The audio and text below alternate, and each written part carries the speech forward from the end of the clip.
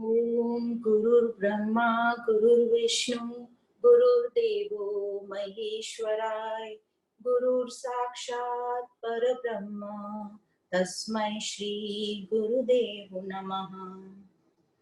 आप सभी को प्रणाम। आदि गुरु शंकराचार्य जी को प्रणाम। जगत गुरु भगवान श्री कृष्ण को प्रणाम। हम पढ़ रहे हैं विवेक चूड़ामणि प्रकरण ग्रंथ आदि शंकराचार्य जी के द्वारा रचित। हमने अभी तक 61 श्लोक तक पढ़ा था और अभी तक जो हमने पढ़ा है उसका हम थोड़ा सा रिकैप कर लेते हैं। ये शुरू हुआ था फर्स्ट श्लोक मंगलाचरण से, जहाँ गुरु शंकराचार्य जी अपने गुरु और गोविंद को प्रणाम करते हैं। और यह श्लोक इस प्रकार था। सर्व वेदांत सिद्धांत गोचरम तम गोचरम गोविंदम परमानंदम सद्गुरुं प्रणतोस्म्यहम् सद्गुरु प्रणतोस्म्यहम्। तो इस प्रकार श्री आदि शंकराचार्य जी ने अपने गुरु गोविंद को प्रणाम करके इस ग्रंथ का शुभारंभ किया और सर्वप्रथम हमको बताया कि मानव जीवन जो है कितना महत्वपूर्ण है और इस मानव जीवन का उद्देश्य क्या है। उद्देश्य बताया कि अपने स्वरूप को जानना, अपने आप को जानना, और जो पॉसिबल है सिर्फ और सिर्फ इस ब्रह्म ज्ञान से, तत्व ज्ञान से। यह कर्मों द्वारा नहीं पॉसिबल है, कर्मों द्वारा तत्व की प्राप्ति नहीं होगी। कर्मों से अपने अलग कुछ रोल हैं, जैसे अंतःकरण की शुद्धि, तो वो कर्मों द्वारा होंगे। तो इस कर्मों द्वारा जब अंतःकरण की शुद्धि होगी तब हम ज्ञान के पात्र बनेंगे। तो यह जो अपने स्वरूप को जानना सिर्फ ज्ञान से ही पॉसिबल है। अब इस जो ज्ञान लेना चाहता है उसकी पात्रता क्या है, उस शिष्य को कैसा होना चाहिए। तो बताया गया कि उसमें थोड़ी बहुत अंतःकरण की शुद्धि होनी चाहिए, श्रद्धा भक्ति, थोड़े सतोगुण होना चाहिए, जो हमने दैवी गुण पढ़े हैं श्रीमद् भगवद गीता में। फिर यह ज्ञान का अधिकारी कौन होता है, जो थोड़ा मेधावी हो, मतलब स्मरण शक्ति थोड़ी होनी चाहिए, बुद्धिमान हो, मतलब वो लॉजिकल थोड़ा इन्फ्लुएंस निकाल सके जो भी कुछ उसे बताया जा रहा है। दृढ़ निश्चय वाला होना चाहिए और उस ज्ञान को जो अपने में अप्लाई कर सके, धारण कर सके, ऊहापोह जिसको कहा गया है। फिर ये ब्रह्म ज्ञान का जो शिष्य है उसकी क्या विशेष क्वालिटीज होनी चाहिए, उसमें क्या विशेष गुण होनी चाहिए, क्या तैयारी होनी चाहिए ब्रह्म ज्ञान के शिष्य को। तो वहां बताया साधन चतुष्टय। साधन चतुष्टय मतलब जिसमें हमने 4 चीजें पढ़ी थी, विवेक, वैराग्य, षट संपत्ति और मुमुक्ष तत्व। तो हमने विवेक समझा कि नित्य और अनित्य में जो डिफरेंस समझ में आए वह हुआ विवेक। वैराग्य, विवेक की जो परिपक्वता है जो हमें अनित्य छुड़वाएगी और नित्य को पकड़ कर रखना समझाएगी, वो हुआ वैराग्य, जब ये विवेक परिपक्व हो जाएगा। फिर षट संपत्ति, षट संपत्ति में हमने 6 चीजें पढ़ी, शम, दम, उपरामता, तितीक्षा, श्रद्धा और समाधान। इन सबको हमने डिटेल में पढ़ा। और कहते हैं ये षट संपत्ति के साथ जब भक्ति जुड़ जाए, भक्ति मतलब दिव्यता वाला प्रेम, जिसमें हमें एक्सपेक्टेशन नहीं है रिटर्न की, अनकंडीशनल प्रेम जो है उसको भक्ति कहा गया है। और ये भक्ति भी हमने डिटेल में समझी। तो भक्ति हमें और विश्वास, प्रेम, श्रद्धा हमारी बढ़ाती है अपने उद्देश्य के प्रति और उस उद्देश्य को जो हमें पाने के साधन है उसके प्रति। तो इस प्रकार साधन चतुष्टय के साथ जब भक्ति जुड़ जाती है तो शिष्य पूरी तरह ब्रह्म ज्ञान के लिए तैयार हो जाता है। अब यह जो शिष्य पूरा तैयार हो गया है, यहाँ पर तो शिष्य की हमने पूरी क्वालिटी समझ ली थी, जो भी साधन चतुष्टय है और षट संपत्ति के साथ। अब गुरु बताते हैं गुरु कैसा होना चाहिए।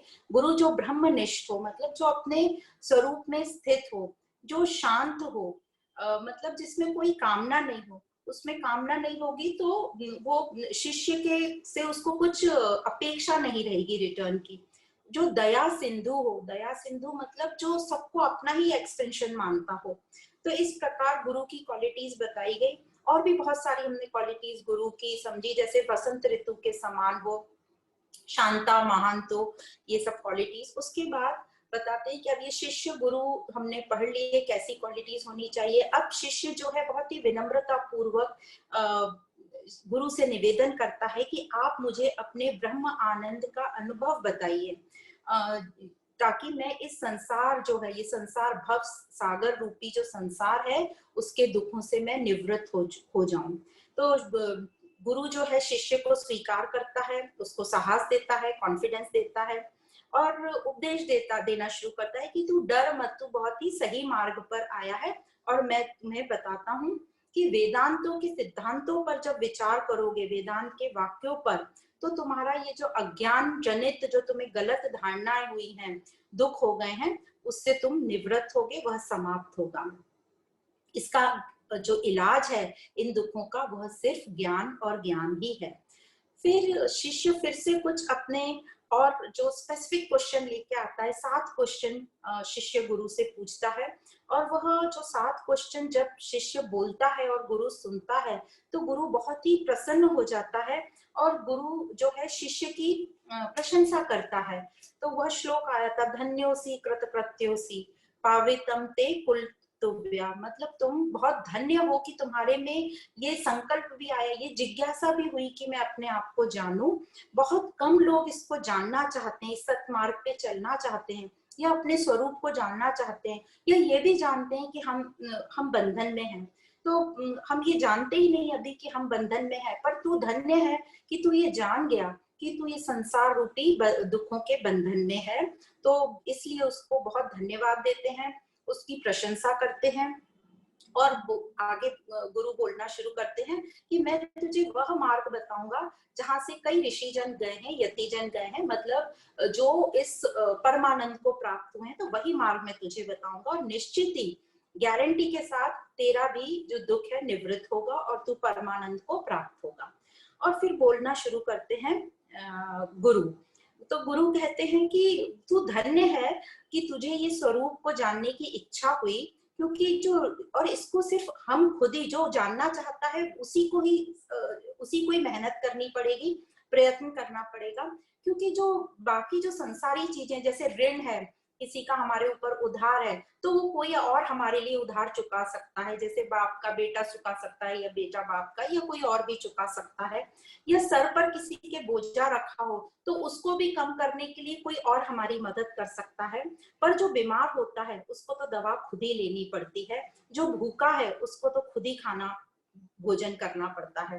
तो इस तरीके से गुरु उसको बता रहे हैं कि प्रयत्न तुझे खुद ही करना पड़ेगा इस दुखों से निवृत्त होने के लिए। फिर आगे बताते हैं इस आत्मज्ञान का महत्व। तो जैसे बताया गया कि ये जो ज्ञान है, इसका श्रवण कर कर, मनन चिंतन कर कर, धारण जब करेगा, तभी तू मुक्ति को प्राप्त होगा। सिर्फ श्रवण कर लेने से नहीं होगा, श्रवण करके उसका चिंतन मनन करो और फिर ध्यान तक पहुंचो, तब तुझे इसकी मुक्ति मिलेगी, इसका अनुभव होगा। नहीं तो ये जो ज्ञान है ये निष्फल हो जाएगा, ये शास्त्र जो है निष्फल हो जाएंगे। तो इस प्रकार, और एक बार जब ज्ञान हो गया तो ये शास्त्र निष्फल ही है, मतलब जब आपका पेट भर गया तो उस भोजन की फिर कोई वैल्यू नहीं, फिर हम भोजन नहीं करेंगे। सामने हमारे पास 17 पकवान भी रहेंगे और हमारा पेट पूरा फुल भरा रहेगा, तो हम उसको लेने की इच्छा नहीं करेंगे। मतलब एक बार आपको ये आ गया, एक बार आप अपने गंतव्य स्थान पर पहुंच गए, तो आप उस गाड़ी में या ट्रेन में बैठे नहीं रहेंगे, हम उतर जाएंगे। तो इस प्रकार यहाँ तक 61 नंबर श्लोक तक हमने पढ़ा था, और ये आत्मज्ञान का महत्व ही बता रहे हैं गुरु, जो चला आ रहा है। तो आगे का श्लोक जो है 62 नंबर का श्लोक, गुरु कहते हैं आगे, शब्द जालम महारण्यम चित्त ब्रह्मण कारणम अतः प्रयत्नाच ज्ञात्वयम् तत्वज्ञस्तव आत्मनः। तो यहाँ बोला शब्द जालम महारण्यम, मतलब शब्द एक जाल है, महारण्यम, रण्यम मतलब आरण्यम मतलब जंगल। तो ये जो शब्द है ये एक महाजंगल के समान है। क्यों बोला यहाँ पर ऐसा? क्योंकि जो हमारे शास्त्र हैं उसमें कई कई श्लोक हैं, बहुत से शास्त्र हैं, और इसमें कई हजारों से ज्यादा श्लोक हैं, और हर एक शब्द का मीनिंग जो है बहुत, एक ही शब्द के बहुत सारे मीनिंग होते हैं। तो ऐसा बताया गया कि यदि इन शब्दों को यदि समझना है तो किसी गुरु का साथ लेना होगा जिसने इसको समझा हो, आत्मसात किया हो। क्योंकि एक ही शब्द के अलग अलग मीनिंग है, और हम अपने आप से यदि इसको कोशिश करें पढ़ने की, तो हम इस जंगल में गुम हो जाएंगे और हो सकता है हम जो मीनिंग समझ रहे हैं वो मीनिंग नहीं हो, कोई दूसरा मीनिंग हो, तो हम गलत समझ लेंगे और इससे हमारी श्रद्धा भी कमजोर हो जाएगी और हमारा कंफ्यूजन बढ़ेगा। तो इसमें इसको भटकने के रोकने के लिए हमें कहा गया है कि कुछ आत्मज्ञानी गुरु से यह हमें शास्त्र समझने चाहिए, क्योंकि हर एक शब्द में बहुत ही गूढ़ रहस्य है। हमें सिर्फ शब्दों का लिटरल मीनिंग नहीं लेना है, शब्दों को एक एक शब्द को उठाकर उसको मनन चिंतन करें, मंथन करें, तब हमें उस शब्द का गूढ़ रहस्य समझ में आता है। तो ये जो शब्द है ये तो सिर्फ एक कवरिंग है, एक एक छिलका है, एक पन्नी है, जैसे चॉकलेट को कवर करते हैं एक पन्नी से। तो कहा गया है कि ये जो शब्द है ये तो सिर्फ एक पन्नी है, इसके अंदर एक गूढ़ रहस्य, जैसे चॉकलेट का रैपर हम खोलते हैं, रैपर फेंक देते हैं और चॉकलेट खाते हैं, तो असली रहस्य वो अंदर है, गूढ़ रहस्य इन शब्दों में है। तो इस प्रकार गुरु शब्द जाल महारण्यम कहा गया है। फिर आगे गुरु कहते हैं कि श्लोक नंबर 63 है, अज्ञान सर्प दृष्टस्य ब्रह्म ज्ञानौषधम विना किमु वेदैश्च शास्त्रैश्च किमु मंत्रैः किमौषधैः। कहा गया है कि जो अज्ञानता रूपी सर्प हमें डसा हुआ है, जिस अज्ञानता रूपी सर्प द्वारा हम डसे हुए हैं, क्या है ये अज्ञानता रूपी? हमारी गलत धारणा है। तो उसके लिए जो दवा है, उसके लिए जो औषध, दवा को यहाँ औषध कहा है, औषध मतलब दवा, तो जो दवा है वह एक ही दवा है और वह है ये ब्रह्म ज्ञान, जो शास्त्रों के सिद्धांतों में छिपा हुआ है। तो इन जो सिद्धांतों पर हमें विचार कैसे करना है ये शास्त्र हमें बताएंगे। तो बहुत स्पेसिफिक बोल दिया है कि एक ही इसका इलाज है, ब्रह्म ज्ञान, जो शास्त्रों में दिया है, और अब शास्त्र हमें बताएंगे कि इस पर कैसे विचार करना है। तो क्या है हमारी गलत धारणा? जैसे हम समझते आ रहे हैं कि हमारी जो गलत धारणा है वह है कि मैं शरीर हूँ और मुझे सब कुछ पता है, मेरा नाम पता है, मेरा गांव पता है, मेरा डेजिग्नेशन पता है, मेरी उपाधियां पता है, और जो नहीं भी पता है वो मैं समझती हूँ कि मुझे सब कुछ पता है। जनरल नॉलेज हमें बहुत है, हमारे प्रोफेशन के बारे में हमें जो नहीं भी पता है उसको भी हम कहते हैं हमें पता है। तो इस तरीके से जो हमें लगता है कि मुझे पता है वही हमारा सबसे बड़ा अज्ञान है। अब इस अज्ञान को होते हुए हम क्या करते हैं? कर्म करते हैं, और उस कर्म में हम कर्ता बनते हैं। तो जब हम कर्ता बनते हैं, कर्म जब सिर्फ कर्म मतलब एक क्रिया होती है तो उसमें बंधन नहीं होता, क्योंकि उसमें कर्तापन नहीं होता। जब कोई क्रिया, क्रिया मतलब आप समझ सकते हैं हमारी जो डेली एक्टिविटी, जैसे हमने भोजन खाया तो उसमें कर्तापन नहीं आया, हम कभी नहीं कहते, अहंकार नहीं होता कि मैंने भोजन कर लिया, मैंने भोजन, ऐसा कभी नहीं होता। या हमने अपनी डेली एक्टिविटीज की, उसमें हमें कोई अहंकार नहीं होता, तो उसमें हमें कर्तापन नहीं होता। पर बाकी कर्मों में जब हम क्रियाओं में हम कर्ता लगा देते हैं तो क्रिया और कर्ता मिलके कर्म बन जाते हैं। तो यूजुअली हमारे सभी कर्म होते हैं, और जब ये कर्म बन जाते हैं तो ये बंधन वाले होते हैं और ये फल देते हैं। तो जो अज्ञान से हमें क्या हुआ? कामना हुई। अज्ञान क्या हुआ? मैं शरीर हूँ, हम अपने स्वरूप को भूल गए और इसलिए हमें खालीपन लगने लगा, और हमें लगने लगा कि अब हमें बाहर से कुछ करके मिलेगा जिससे मेरा वो खालीपन दूर होगा। तो हमें ये कामना हुई कि हम कुछ करें या कोई मुझे सुख दे बाहर से, तभी मैं सुखी हूँ। तो ये जो अज्ञानता से कामना ने जन्म दिया, और कामना के जन्मते से हम कर्म कर लेते, जैसे वो डिजायर हुई हमने कर्म कर लिया। तो ये जो अज्ञान है ये फर्स्ट जनरेशन हुआ, कामना सेकंड जनरेशन हुई, सेकंड पीढ़ी हुई, और कर्म थर्ड जनरेशन हुई। तो ये 3 जनरेशन हमको बांधे रखते हैं, अज्ञान, कामना और कर्म। अब तो इसमें सबसे जो इम्पोर्टेंट है, जो सबका बाप दादा है, वो है अज्ञान। और इस अज्ञान का एक ही ट्रीटमेंट है, ज्ञान। पर ये ज्ञान तो हमें बाद में लेते हैं हम, ये जो अज्ञान से जनित जो हमारी गलत धारणा है, जो बहुत ही ज्यादा अनगिनत है। तो बीमारी हमारी एक ही है, अज्ञान, पर उसके सिम्टम्स बहुत सारे हैं। क्या बहुत सारे सिम्टम्स है? जैसे मैं, मेरा, राग, द्वेष, पसंद, नापसंद, भेदभाव, कंफ्यूजन, कंपैरिजन, ये सब हमने बना लिया। तो बीमारी एक ही है, अज्ञानता, उसके सिम्टम्स हजार हैं। अब जैसे यदि हम आज के एग्जांपल देखिए कि बीमारी एक ही है, कोविड, पर उसके सिम्टम्स कितने हैं? सर्दी, खांसी, बुखार, सांस में तकलीफ होना, या और ढेर सारी की स्मेल नहीं आना, टेस्ट नहीं आना, और इस तरीके के सारे सिम्टम्स हैं। तो बीमारी एक ही होती है, सिम्टम्स बहुत होते हैं, और जब बीमारी एक ही होती है तो इलाज भी उसका एक ही होगा। तो यहाँ बीमारी एक ही है, अज्ञानता, और उसका इलाज एक ही है, ये ज्ञान, तत्व ज्ञान। पर ये जो अज्ञान है, ये हमारे में जो कामनाएं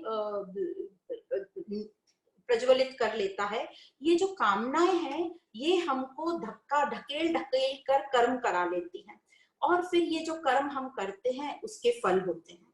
अब फल दो तरह के होते हैं।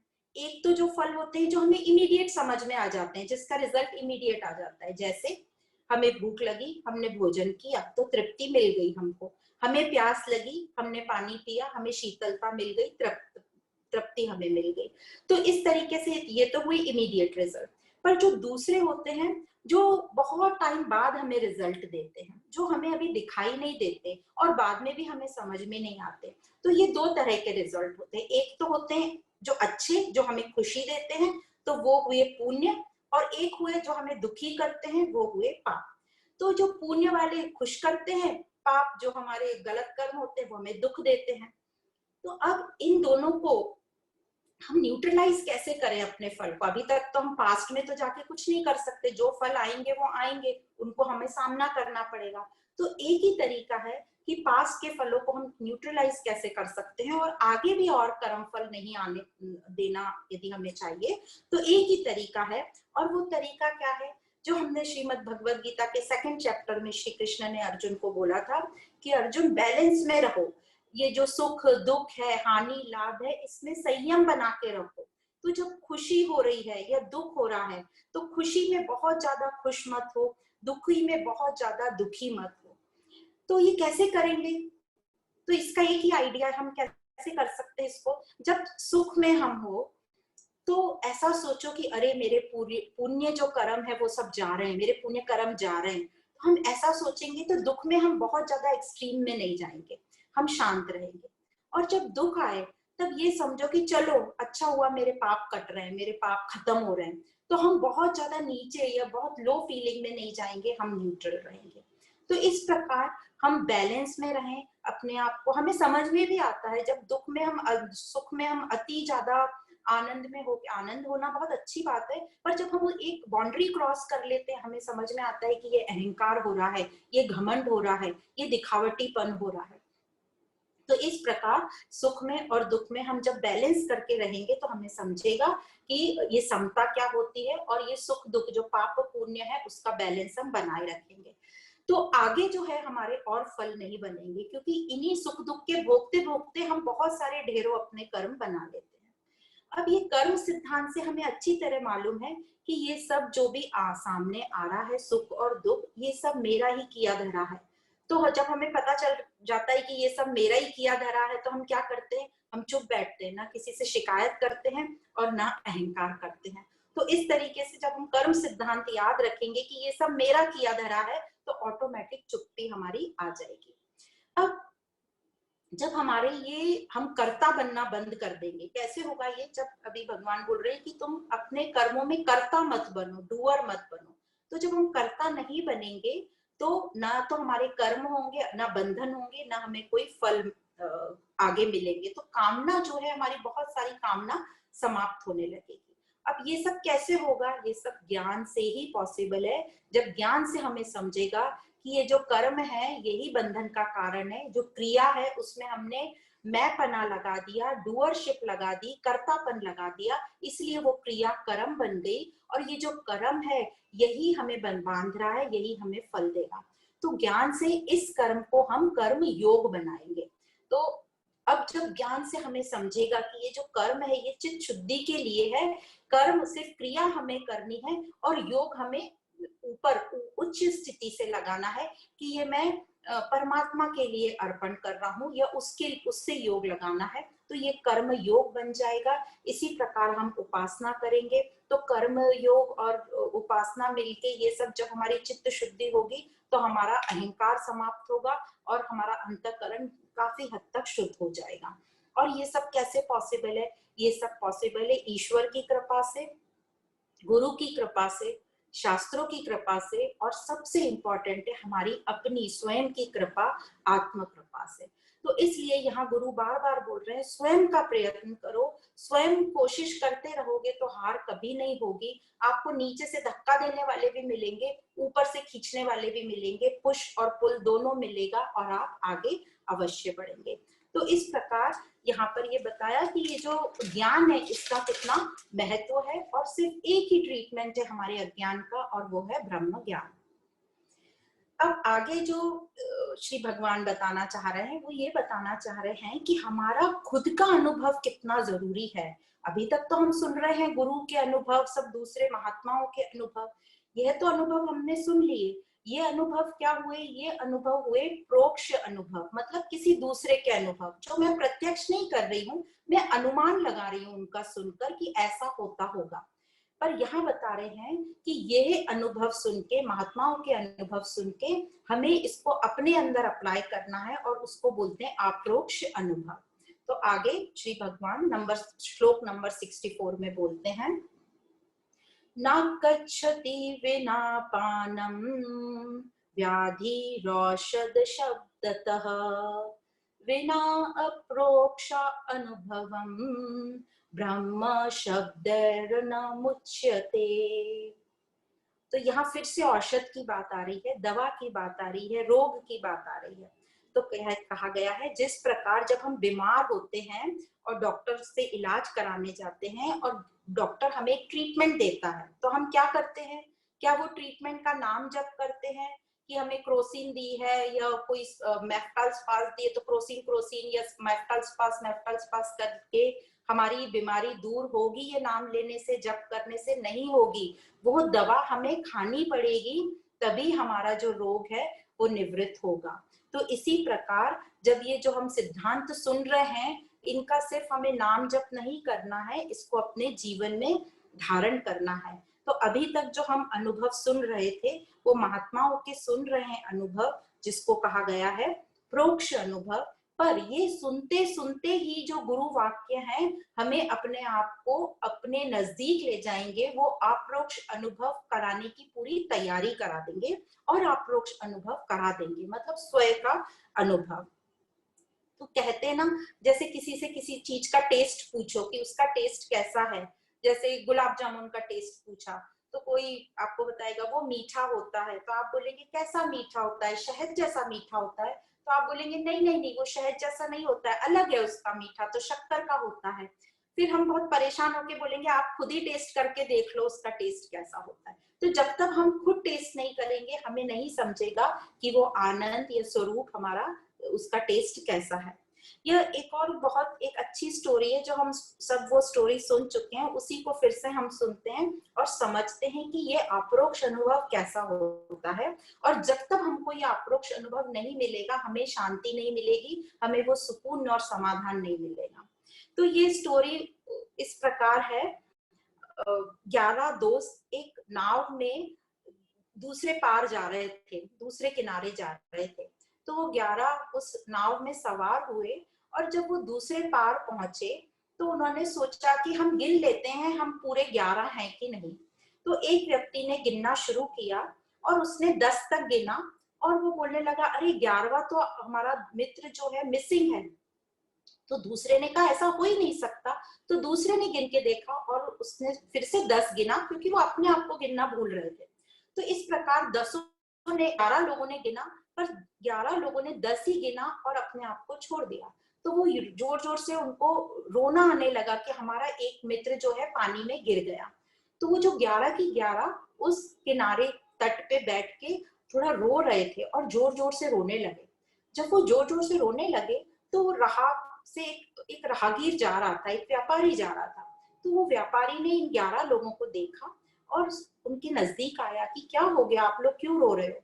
तो उन्होंने बोला कि हम लोग जो थे 11 लोग थे, हम लोग नदी पार करके नाव से आए हैं, और हम अभी देखते हैं कि हमारा जो एक सहपाठी है वो मिसिंग है, वो पानी में कहीं गिर गया, इसलिए हमें बहुत दुख हो रहा है। तो राहगीर ने कहा ऐसी बात है, आप लोग सब लाइन से खड़े हो, मैं काउंट करता हूँ। और वो राहगीर ने काउंट किया 10 और 11 तक काउंट किया। तो राहगीर बोला कि आप सब पहले तो चुप हो जाओ, आपका जो दोस्त है वो कहीं नहीं गया, वो यहीं है। तो जो ये 11 लोग जो जोर जोर से रो रहे थे वो थोड़े से शांत हो गए, थोड़े चुप हो गए, क्योंकि उनको अब ऐसा अनुमान होने लगा कि हमारा दोस्त पानी में नहीं गिरा है, हमारा दोस्त कहीं, पर उन्हें वो दोस्त दिख नहीं रहा था। तो उन्होंने इस राहगीर से पूछा, यह तो हमने समझ लिया कि हमारा दोस्त पानी में नहीं गिरा है, पर पहले आप हमें बताइए कि हमारा दोस्त कहाँ है, नहीं तो हमें शांति नहीं मिलेगी। तो राहगीर ने कहा कि जो गिन रहा था वही 11वां था। तो इससे हमें ये, जैसे ही उनको ये पता कि हम ही खुद 11वें थे जो हम गिन रहे थे, तो उसका अनुभव उनको खुद हो गया कि हम ही खुद 11वें थे जो अपने आप को गिन नहीं रहे थे। तो जब उनको खुद को अनुभव हो गया कि मैं ही 11वां था, तो पूरे वो शांत हो गए, उनको तृप्त समाधान की फीलिंग आई। तो उसी प्रकार जब हमको खुद को अनुभव हो जाता है तो हमें समाधान मिलता है और उस आनंद की प्राप्ति होती है। तो इस प्रकार यहाँ पर गुरु ने अपरोक्ष अनुभव के बारे में बताया और आगे भी बता रहे हैं। अब आगे के श्लोक में गुरु कहते हैं, श्लोक नंबर 65, अकृत्वा दृश्य विल्यम् अज्ञात्वा तत्त्वमात्मनः ब्रह्म शक्तेः कुतो मुक्ति रुक्ति मात्र फले नृणाम। तो यहाँ पर गुरु कह रहे हैं कि जब तक संसार का लय नहीं हो जाता तब सत्य नहीं जाना जाता। पर ये संसार का, हम लय का मतलब समझते हैं संसार खत्म हो जाना, ये संसार तो कभी खत्म होगा ही नहीं, ये संसार ऐसे ही चलता रहेगा। जैसे हमने देखा कि सब आके गए, राम कृष्ण साईं क्राइस्ट महावीर बुद्ध सब आकर गए, पर ये संसार तो वैसा की वैसा ही है। तो फिर ये क्या कह रहे हैं, संसार लय हो जाएगा तभी हमें सत्य की प्राप्ति होगी।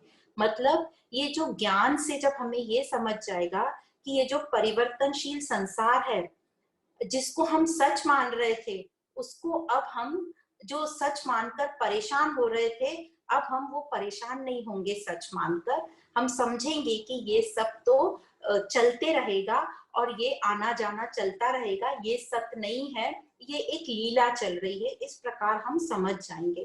तो हमें जो भेदभाव, अच्छा खराब, पसंद नापसंद, ये सब होगा, मतलब दिखेगा, बट हम उसमें द्वेष नहीं करेंगे, भेदभाव नहीं करेंगे। सब जो हमारी इंद्रियां तो सब चीजें देखेंगी, कलर अलग अलग देखेगी, जो भी कुछ उसको देखना सुनना है सुनेगी, भेदभाव भी उसे दिखेगा, पर उसे उसमें द्वेष भाव नहीं आएगा। तो द्वेष भाव नहीं आएगा तो वो भेद नहीं करेगा उनमें।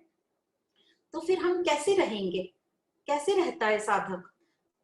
तो साधक का जो ध्यान है वो सत्य पर रहता है, मतलब वो स्वीकार भाव में रहता है कि ये परमात्मा की प्रकृति है, सब तरीके की वैरायटी इसमें रहेगी। जैसे कि भगवत गीता में 10वें अध्याय में बताया, सब अलग अलग चीजें, विभूतियां बताई और बताया सब में मैं हूँ। 11वें चैप्टर में सबको एक ही जगह बता दिया कि एकत्व भाव बता दिया। फिर 12वें चैप्टर में भक्ति योग में हमें साकार, जैसे क्योंकि अभी हमारी निराकार की इतनी तैयारी नहीं है, तो साकार रूप में अपने इष्ट देव को बताया। फिर वो भक्ति भाव बताया, उसमें श्रद्धा आएगी। तो जो साधक है, भक्ति वाला जो साधक है, साकार रूप में जो साधना करने वाला, वो जहां भी सृष्टि में जाएगा उसको हर जगह अपने इष्ट का एक्सटेंशन ही दिखेगा।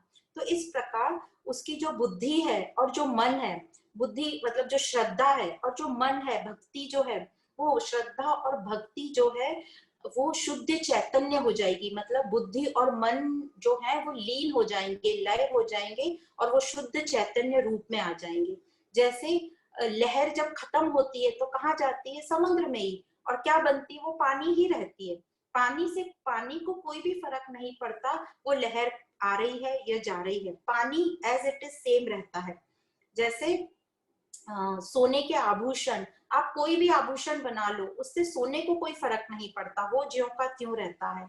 जैसे माटी, उसके कोई भी बर्तन बना लो, उसको फर्क नहीं पड़ता, वो ज्यों का त्यों रहता है। उसी प्रकार जो हमारी आत्मा है, चेतन तत्व है, वो ज्यों का त्यों रहता है। हमारे में कुछ भी आए या जाए उसको कुछ फर्क नहीं पड़ता, वो शुद्ध है, चैतन्य स्वरूप। तो इस प्रकार जो साधक का ध्यान रहता है वो सत्य पर रहता है। तो वो जहां भी जाता है अपना जो, उसका जो ध्यान सत्य पर टिका रहता है। जैसा सोनी का सोने पे टिका रहेगा, उसको कोई शेप साइज आकार से फर्क नहीं पड़ेगा, वो सोने की वैल्यू देखेगा। तो एक बड़ा अच्छा सा एक दृष्टांत आता है कि एक बहुत ही अमीर आदमी था, व्यापारी था, बहुत उसके पास सोना था, सोने के बहुत आभूषण थे, सोने की मूर्तियां थी, सब भगवान की सोने की मूर्तियां थी, हनुमान जी की थी, गणेश जी की थी, गणेश जी का वाहन जो चूहा था उसका इतना बड़ा चूहा था सोने का, राम जी की मूर्ति थी, कृष्ण की थी। अचानक उसको लॉस हो गया व्यापार में, तो उसने सोचा कि मैं अब ये जो सोने के मेरे पास आइटम पड़े हैं उसको बेच के देखता हूँ कि मुझे कितना पैसा मिलता है। तो सबसे पहले उसने सोचा, हनुमान जी की मूर्ति और काफी बड़ी सी अच्छी मूर्ति थी, तो उसने सोचा मैं इसको बेचता हूँ तो इससे अच्छे पैसे आएंगे, इतनी बड़ी मूर्ति है। तो वो जाता है और सुनार के पास, तो उसको अच्छे पैसे मिलते हैं क्योंकि हनुमान जी बड़े साइज के थे, तो उसको काफी अच्छे उसके पैसे मिलते हैं। फिर कुछ दिन बाद वो चूहे को बेचता है, तो चूहा भी बड़ा अच्छा था उसका, तो बड़े अच्छे पैसे मिलते हैं। तो फिर कुछ दिन बाद वो सोचने लगा, अब मैं राम जी को बेचता हूँ, जब हनुमान राम का दास था उसके इतने पैसे मिले मुझे, जो चूहा था वो गणेश जी का वाहन था उसके इतने पैसे मिले, तो अब जब मैं गणेश जी और राम की मूर्ति बेचूंगा तो मुझे इससे कई गुना ज्यादा पैसे मिलेंगे। तो वो गणेश जी की और राम जी की मूर्ति लेके सुनार के यहाँ जाता है, तो सुनार उसके बहुत कम पैसे देता है उसको। तो ये पूछता है कि आपने हनुमान जी के इतने पैसे दिए, चूहे के इतने पैसे दिए और राम और गणेश के इतने कम पैसे दिए। तो सुनार ने कहा कि अरे भाई, ये जो राम और गणेश की जो मूर्ति है उसमें जो तत्व है सोना स्वर्ण वो बहुत कम है, क्योंकि तुम्हारी इतनी इतनी सी मूर्ति है राम और गणेश की। तो ये बताना चाह रहे हैं कि तत्व पे नजर रखो, नाम रूप रंग इस पे नजर नहीं रखनी है हमें। तो इस प्रकार हमें सत्व की तरफ लेकर आ रहे हैं, बार बार ये बता रहे हैं कि जो हमें संसार को जो लय करना है वो हमें एकत्व भाव से ही लय होगा। एकत्व भाव मतलब बाहर कुछ नहीं बदलेगा, हमारा जो मन है वो ही तैयार होगा, हमारा स्वीकार मोड होगा, हम सबको स्वीकार करेंगे, हम द्वेष भाव नहीं करेंगे, भेदभाव नहीं करेंगे। तो इस प्रकार फिर गुरु आगे चलते हैं, श्लोक नंबर 66। अब गुरु कहते हैं, अकृत्वा शत्रु सहारम अगत्वाखिल भूश्रियम राजाहमिति शब्दानो राजा भवितुमर्हति। फिर गुरु यहाँ पे कहते हैं कि मैं राजा हूँ, मैं राजा हूँ कहने से क्या तुम राजा बन जाओगे? यदि तुम कहते हो मैं राजा हूँ तो तुम्हें राजा जैसी हरकतें करनी होंगी, राजा जैसा राज्य चलाना होगा, राजा जैसा तुम्हें विवेक होना रहेगा तुम्हारे मन में। इसलिए अपने आप को सिर्फ ये बोलना अहम ब्रह्मस्मि कि मैं बहुत अच्छा हूँ, मैं साधु, मेरे में साधुता के गुण है, यह बोलने से काम नहीं चलेगा। उसको अडॉप्ट करो, जो भी ये श्रवण कर रहे हो, जो भी ये सुन रहे हो, उसका मनन चिंतन करो और अपने अंदर धारण करो, ये शास्त्रों के वाक्यों को, ये गुरु के वाक्यों को सत सिद्ध करो, ऐसा गुरु बोल रहे हैं। फिर आगे गुरु चलते हैं और कहते हैं अभी ये सिर्फ हमारी मन का ओरिएंटेशन ही हो रहा है, हमें अभी ड्रिलिंग हो रही है हमारे मन की, हमें तैयार कर रहे हैं, हमारे मन की तैयारी हो रही है। तो अभी यहाँ तक हम मन की अभी तैयारी ही कर रहे हैं। अब आगे जो गुरु बोलते हैं, श्लोक नंबर 67। ये श्लोक थोड़ा लंबा है, इसको बोलने की कोशिश करते हैं। आप्तोक्तिं खननं तथोपरिशिलाधीः उत्कर्षं स्वीकृतिं निक्षेपः संपेक्षत नहि बहिः शब्दस्तु निरगच्छति तद्वत् ब्रह्म विदोपदेशमनन ध्यानादिभिर्लभ्यते माया कार्यतिरोहितं स्वममलं त्वमं न दुर्युक्तिभिः। तो इस श्लोक में जो पहला शब्द बोला आप्तोक्ति खननम, मतलब जमीन के अंदर जो धन गड़ा हो यदि, तो हम उसे कैसे निकालेंगे? हम क्या उसे आवाज देंगे कि धन निकल जाओ, धन निकल जाओ? तो हंसी आती है सुनने में भी, तो क्या वो धन निकलेगा? वो नहीं निकलेगा। उसके लिए हमें मेहनत करनी पड़ेगी। क्या मेहनत करनी पड़ेगी? वो जमीन की खुदाई करनी पड़ेगी, उसके ऊपर जितनी भी परतें जमा है उसको हटाना पड़ेगा। तो उसी प्रकार हमारे स्वरूप तक जाने के लिए, अपने सत स्वरूप तक जाने के लिए हमारे ऊपर बहुत सी परतें जमा हैं, उन्हें हमें निकालनी होगी। वह कैसे निकलेंगी ये परतें? तो यह परतें निकलेंगी जब हम ज्ञान का श्रवण करेंगे। श्रवण हम कर रहे हैं, फिर मनन चिंतन करेंगे, तो ये जो अज्ञान जनित भ्रम है हमारे अंदर जमा, वो हट जाएगा। और यह करना और करना सिर्फ मुझे ही है, कोई और मेरे लिए नहीं कर सकता।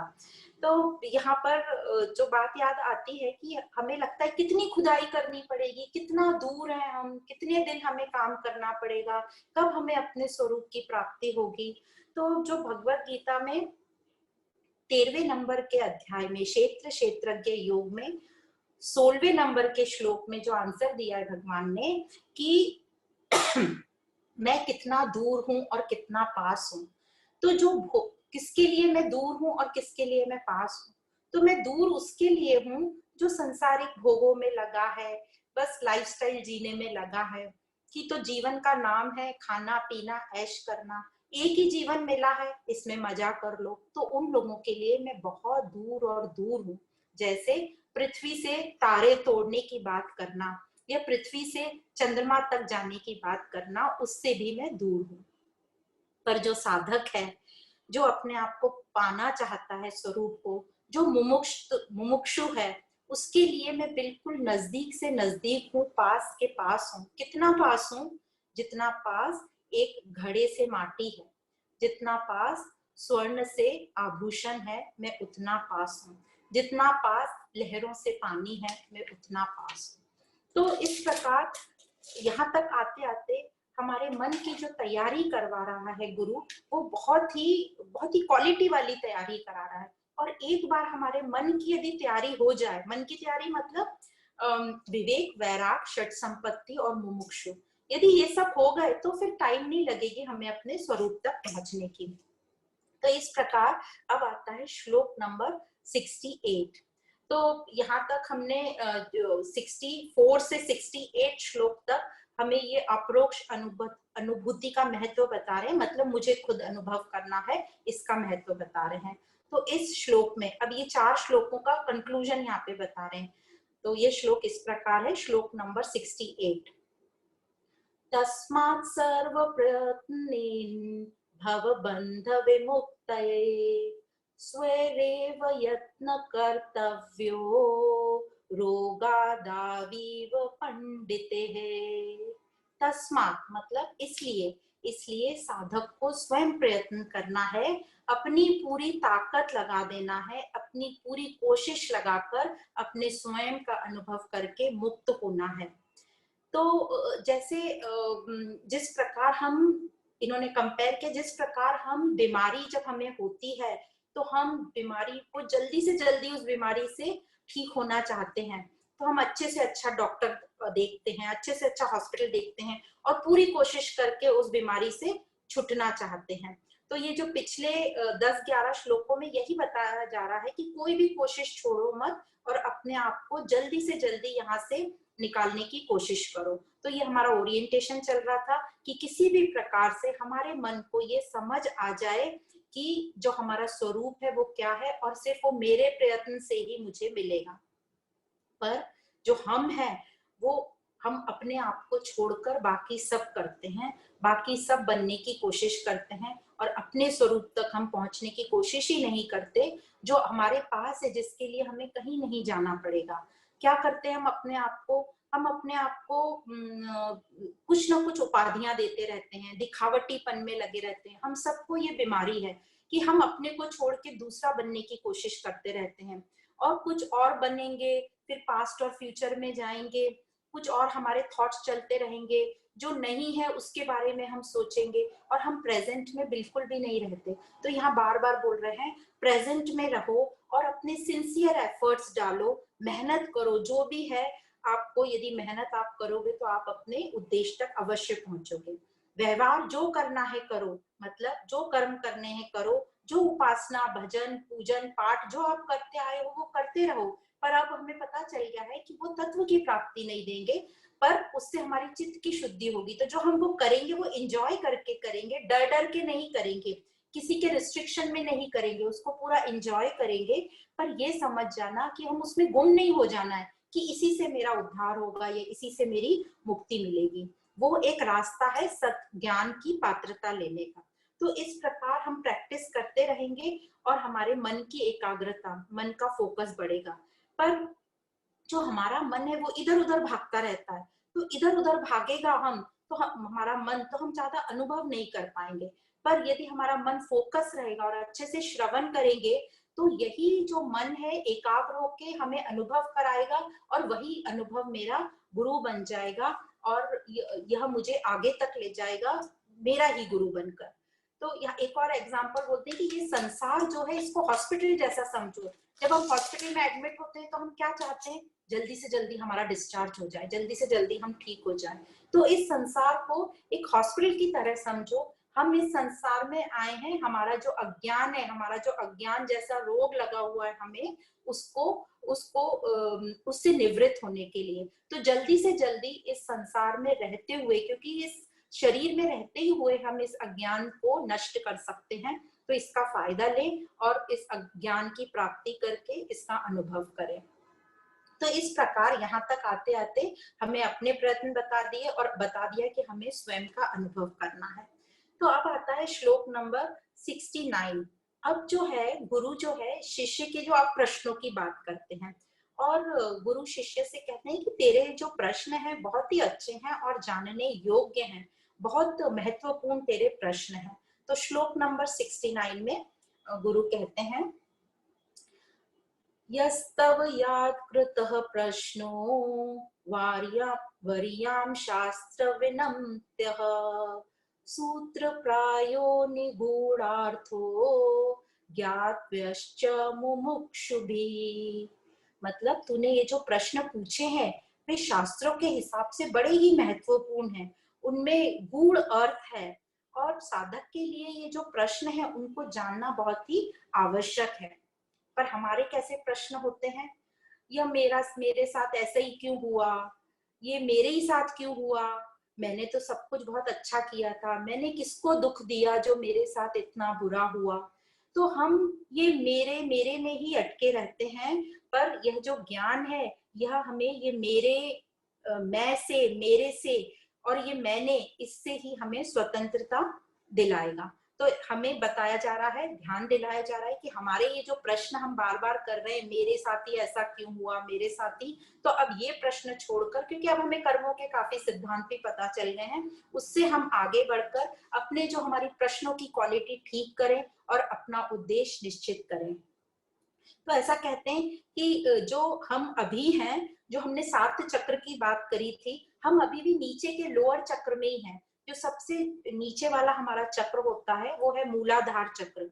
मूलाधार मतलब हम देह से आ सकते हैं, और फिर उसके ऊपर होता है स्वाधिष्ठान चक्र, मतलब हम अभी कामनाओं में, इच्छाओं में, डिजायर्स में हैं, और उसके ऊपर होता है मणिपुर चक्र, मतलब लालच वाला, जो जिसको लालच बोलते हैं, ग्रीड बोलते हैं। तो अभी हमारा जो है ये नीचे के ही 3 चक्रों में हम चल रहे हैं। तो गुरु ये कह रहे हैं कि अब तुम्हें इन नीचे के 3 चक्रों से ऊपर उठना है, ऊपर उठ के अपने अनहत वाले चक्र में आना है, वो है विवेक वाला चक्र, वहां से हमें ऊपर की उड़ान लेनी है। और हम हमेशा, हमें ये लगता है हमारे साथ ही बुरा हुआ, पर जो हमारा मित्र है वो बहुत लकी है, मेरी बहन बहुत लकी है, मेरा ये बहुत लकी है, पर सबसे तो अनलकी मैं ही हूँ। तो हम ये संसार के इसमें इतना ज्यादा उपाधियों में आसक्त हो जाते हैं। और उपाधियों में कैसे आसक्त हो जाते हैं, हम अपनी मानवता तो भूल जाते हैं उपाधियों में। सबसे पहले जैसे माँ बाप बन जाते हैं, सास ससुर बन गए, फिर हम बन गए रिश्तेदार बन गए, फिर हम दोस्त, या हमारी कोई डिग्रियां मिल गई तो हम प्रोफेसर, मिनिस्टर, जो भी बन गए। ये सब उपाधियों में हमें लगता है हमारे हिसाब से ही होना चाहिए। माँ को लगता है बच्चे ने सब काम मेरे हिसाब से करना चाहिए, पिता को लगता है सब कुछ उसने मेरा बिजनेस चलाना चाहिए, मेरा नाम रोशन करना चाहिए, सास को लगता है बहू ने मेरा ही कहना सुनना चाहिए, बहू को लगता है मैं अकेली क्यों एडजस्ट करूं। तो इस तरीके की सारी अपनी उपाधियां आ जाती हैं। और सबसे तो इम्पोर्टेंट यह है, यदि 3 भाई बहन हो बड़े को लगता है सारा मान मुझे, छोटे को लगता है सारा मान जो है बड़े को ही मिल रहा है, बीच वाले को लगता है मैं तो कहीं का भी नहीं हूँ, छोटे को लगता है कि सब प्यार मुझे ही मिले। तो इस तरीके से बहुत ही कंफ्यूजन और एक दूसरे के प्रति द्वेष आ गया है, और हम अपना जो स्वरूप है, मानव स्वरूप, उसको हम भूल गए। तो ये जो पूरा कॉम्प्लेक्स है, ये यूनिवर्सल प्रॉब्लम है, सब जगह सेम यही होता है। इसी कारण हम बहुत ही दुखी रहते हैं, हम अपने आप से खुश नहीं रहते, और हमें लगता है कि दूसरा बहुत खुश है, हमें बहुत दुख मिला हुआ है, हम बहुत अनलकी हैं, वो बहुत लकी है। तो ये जो अनलकी और लकी की बात होती है, इसके ऊपर एक अच्छा सा दृष्टांत है। एक किसान था, उसके पास एक बहुत ही अच्छा हष्ट पुष्ट घोड़ा था। तो ये जो घोड़ा था, ये बहुत ही सुंदर भी था और बहुत ही बेहतरीन नस्ल का घोड़ा था। तो ये जो किसान से, जो उस शहर के जो राजा थे, वो चाहते थे कि ये घोड़ा किसान मुझे बेच दे, तो उसको मुंह मांगी कीमत देने को तैयार थे। पर किसान का लगाव इस घोड़े से था, उसको लगा मेरे पास बहुत सुंदर कीमती चीज है, इसको मैं किसी भी दाम में नहीं बेचूंगा। तो ये किसान बहुत साल राजा ट्राई करता रहा, पर किसान मुकर गया और उसने ये घोड़ा नहीं बेचा। कुछ दिन बाद ये जो घोड़ा है, ये उस किसान का जो अस्तबल था उसको छोड़ के भाग गया। पूरे शहर में ये न्यूज फैल गई कि वो जो किसान का जो अच्छी नस्ल का घोड़ा था, जिसको राजा कुछ भी देकर खरीदने को तैयार था, वो घोड़ा भाग गया। तो पूरा शहर किसान के पास पहुंचा और बोला तुम्हारा बैड लक है, तुम्हारा बैड लक है कि तुम्हें इतनी रकम मिल रही थी राजा से, फिर भी तुमने नहीं दी, और देखो आज तुम्हारा घोड़ा भाग गया। तो ये जो किसान था, ये बड़ा ही विवेकी व्यक्ति था। उसने कहा ठीक है, गुड लक या बैड लक, ओके, जो भी है। अब कुछ महीने बीत गए, ये घोड़ा जो वापस आ गया और अपने साथ 100 घोड़े लेकर आया।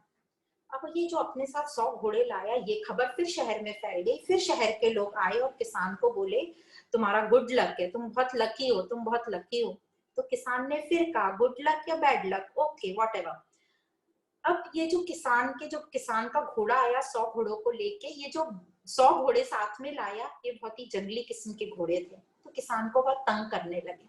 तो फिर से सारा शहर आया और बोला बैड लक है, बैड लक। तो किसान बोला गुड लक या बैड लक, ओके।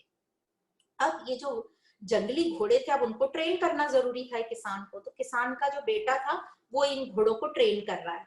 अब ट्रेन करते करते ये घोड़ों ने उस बेटे को काफी उसके ऊपर रौंद दिए, उसके पैर का फ्रैक्चर हो गया, दोनों पैर के फ्रैक्चर हो गए। तो जो उसका बेटा था, दोनों पैर में प्लास्टर बांध के बैठ गया, अभी कुछ काम का नहीं रहा। तो फिर पूरा जो फिर से शहर वापस आया बोलने बैड लक, तुम्हारा बहुत ही बैड लक है, इतने घोड़े होकर भी तुम्हारे बेटे के दोनों पैर टूट गए, अब कुछ काम का नहीं है। तो किसान ने फिर से कहा गुड लक या बैड लक, इट्स ओके। अब कुछ दिन बाद इस शहर पर आतंकवादियों का हमला हुआ। आतंकवादियों का हमला हुआ, तो जो आतंकवादी आए, शहर में जिन जिन के घर में हष्ट पुष्ट नौजवान लड़के थे, उन सबको उठा के ले गए। तो फिर से शहर वाले लोग किसान के पास आए और बोले तुम्हारा गुड लक है, तुम्हारा गुड लक है कि तुम्हारा बेटा बच गया, क्योंकि उसके बेटे के दोनों पैर फ्रैक्चर थे, तो आतंकवादी उसको उठा के नहीं ले गए। तुम्हारा गुड लक है, तुम्हारा गुड लक है। तो किसान बोला गुड लक या बैड लक, इट्स ओके। तो इस प्रकार ये हमें सोचने की, ये जो भी दृष्टांत बोले जाते हैं, ये हमारे मनन चिंतन के लिए है कि हम भी कैसे करते हैं। सामने वाले का कुछ अच्छा हो, उसका सब गुड लक, मेरे साथ अच्छा हुआ वो हम गुड लक नहीं बोलते, पर जरा सा कुछ खराब हुआ तो ये हमारा बैड लक, हमारा बैड लक। तो यहाँ समझने की बात ये है कि बैड लक और गुड लक ये चलता रहेगा, जीवन चलने का नाम है, सृष्टि में परिवर्तन होता रहेगा, कभी अच्छा होगा, कभी बुरा होगा। जैसे रात होती है, दिन होता है, अमावस होती है, पूर्णिमा होती है, ये चक्र चलता रहेगा, ये कभी नहीं थमेगा। आज रात है तो कल दिन अवश्य होगा, हो सकता है थोड़ी देर लंबी रात हो जाए, पर दिन अवश्य होगा। तो यही बताने चाह रहे हैं कि अपने आप को ऐसे पकड़ के मत बैठो कि मेरे साथ ही बुरा होता है, मेरा ही बैड लक है, भगवान मेरे साथ ही बुरा क्यों कर रहा है। तो इससे हमें ऊंचा उठना है और अपना जो श्रवण करके अपना विवेक जागृत करना है। तो यहाँ तक ये स्टोरी से हमें ये भी समझा बहुत अच्छे से कि गुड लक बैड लक सबका चलता रहता है, हमें आगे बढ़ना है, जो भी आती है परिस्थिति उसे हमें स्वीकार करना है। अब आता है श्लोक नंबर 70। श्लोक नंबर 70 इसको पढ़ेंगे। ये इस प्रकार है। शृणुष्वावहितो विद्वन् यन्मया समुदीर्यते तत्तच्छ्रवणात् सद्धो भवबन्धाधिमोक्ष्यसे। तो यहाँ कह रहे हैं सुनो विद्वन, सुनो बोल रहे हैं, सुनो का बहुत इंपॉर्टेंस है। विद्वन क्यों बोल रहे हैं सुनते, सुनो मतलब क्या, सुन तो रहा ही है, सुनने का मतलब क्या, यहाँ सुनने का मतलब है ध्यान से सुनो। तो अब सुनना भी, जो हम श्रवण करते हैं, श्रवण भी अलग अलग वैरायटी का होता है, दो वैरायटी का होता है। एक तो ध्यान से सुनना, उसको कहते हैं श्रवणम। तो ध्यान से सुनना मतलब पूरा 100% प्रेजेंट में रह के पूरी श्रद्धा और भक्ति से सुनना, विश्वास के साथ सुनना जो भी कुछ बोला जा रहा है। और दूसरा है हम सिर्फ सुन रहे हैं, कैसे सुन रहे हैं, क्योंकि ये तो क्षमता है हमारे कानों में, तो जो भी कुछ बोला जा रहा है वो मेरे कानों की शक्ति उसे अंदर ले रही है, पर मैं अंदर उसको ज्यादा लेके उसका कुछ चिंतन मंथन नहीं कर रहे, उस पर ध्यान भी नहीं दे रहे। तो वो ऐसा ही है जैसे चिकने घड़े पे हम पानी डाल रहे हैं। तो वैसे ये एक हुआ सुनना, शक्ति के कारण सुन रहे हैं, और एक होता है ध्यान से सुनना। तो यहाँ जो बोल रहे हैं सुनो विद्वन, मतलब ध्यान से सुनो, पूरी एकाग्रता से 100% अपना ध्यान लगा के सुनो, श्रद्धा भक्ति विश्वास के साथ सुनो। इस तरीके से सुनोगे तो ये जो ज्ञान है अभी की अभी तुम्हारे अंदर उतर जाएगा, और ये जो तुम्हारी बुद्धि को भान हो जाएगा और तुम्हारा विवेक जागृत हो जाएगा।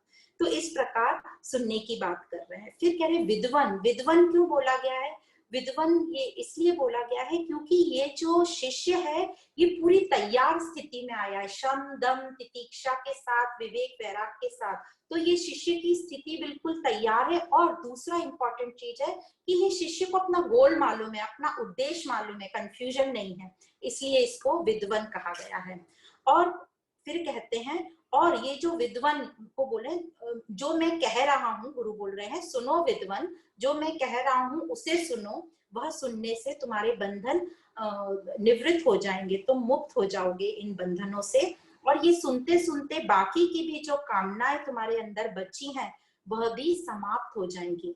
तो यहाँ बहुत अच्छे एक एग्जाम्पल से समझाते हैं कि कामनाएं कैसे समाप्त होती हैं। जब हम सुनते रहते हैं मतलब विवेक हो रहा है हमें, और विवेक पक रहा है, विवेक पक रहा है मतलब समझो कोई फल पक रहा है। जब कोई फल पकता है तो वो थोड़ा सूखने लगता है, उसका कवर सूख जाता है, और उसके अंदर का जो गूदा होता है या पानी, नारियल की बात करो, जो कच्चा नारियल होता है उसके अंदर जो पानी होता है, और ये जो नारियल जब पक जाता है तो पानी सूख जाता है।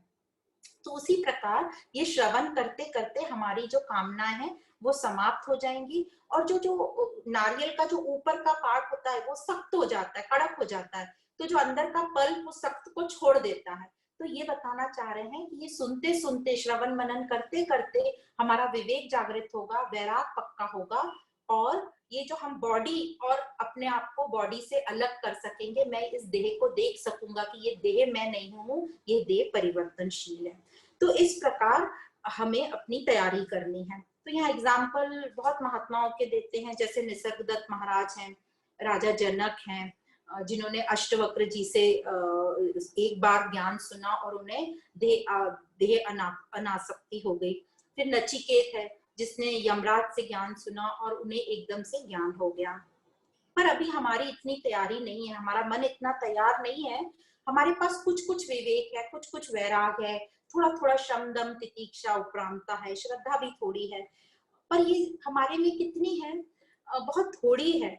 हम शांत रहते हैं, पर कब शांत रहते हैं, जब सब कुछ हमारे हिसाब से हो रहा होता है तब हम शांत रहते हैं। हम वैराग भी किस चीजों का करते हैं, जो मेरे को पसंद नहीं है हम उसको छोड़ देते हैं। तो इस प्रकार हमारा वैराग्य चलता है। तो क्या करना पड़ेगा हमारे इस वैराग्य को पक्का करने के लिए, तो वैराग्य मतलब जैसे हम थोड़ा बहुत समझ गए हैं कि हमें अनित्य को छोड़ना है। तो ये जो अनित्य को छोड़ने की बात कर रहे हैं, कुछ छोड़ना है तो कुछ पकड़ना तो पड़ेगा, सिर्फ छोड़ देंगे तो नहीं चलेगा, क्योंकि हमारा मन है सिर्फ छोड़ा ऐसे हवा में, उसको घूमने की आदत नहीं है, उसको कुछ ना कुछ पकड़ने को चाहिए। तो जब हम कुछ छोड़ते हैं तो हमें कुछ ना कुछ पकड़ने को चाहिए। तो यहाँ ये तरीका बता रहे हैं कि जब हमारे पास इस ज्ञान से हमें विवेक होगा और जब भी हमारे पास जो हमारे पास ऑलरेडी है उससे बेहतर चीज मिल जाती है तो हम वो अपनी पुरानी चीज को छोड़ देते हैं। जैसे हमारे पास एक मोबाइल फोन है और बहुत साल से और कोई नया मॉडल आ गया तो हम वो पुराने को छोड़ के जब हमें नया मिल जाता है तो हम वो पुराने को ऑटोमेटिक ड्रॉप कर देते हैं। पर जो नया वर्जन है वो बेहतर होना चाहिए, उसको इम्पोर्टेंट होना चाहिए, मुझे पसंद होना चाहिए। तो जब हम ज्ञान से हमारा विवेक जागृत होता है तो हमें पता चल जाता है कि हमारा सत स्वरूप है और यह जो परिवर्तनशील है सब ये टेम्पररी है, तो हम उस पर फोकस करते हैं और जो सत्य है अनचेंजेबल है उस पर फोकस करते हैं। मैं एक मनुष्य हूँ ये समझते हैं और ये सब जो उपाधियां हैं ये मुझे संसार में सापेक्ष संसार में रिलेटिव वर्ल्ड में व्यवहार करने को मिली है और हम प्रेजेंट में रहते हैं। हमें पता चल गया अच्छे से कि पास्ट और फ्यूचर में जाकर कुछ फायदा नहीं है, तो हम प्रेजेंट में रहते हैं। ज्ञान हमें वर्तमान में रहने की कला बहुत सिखाता है। तो पास्ट और फ्यूचर के हमारे विचार खत्म होते हैं और हम ये श्रवण मनन करते हुए और सुनते जाते हैं और हमारा विवेक जागृत होता जाता है।